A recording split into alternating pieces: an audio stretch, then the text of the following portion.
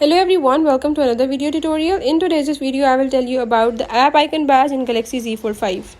So if in Galaxy Z Fold 5, if you want to learn about the app icon badge, I will tell you how to do it. I will show you all the steps, just follow them, and if you're new to my channel, don't forget to subscribe. Now let's watch complete video, follow the steps and learn it.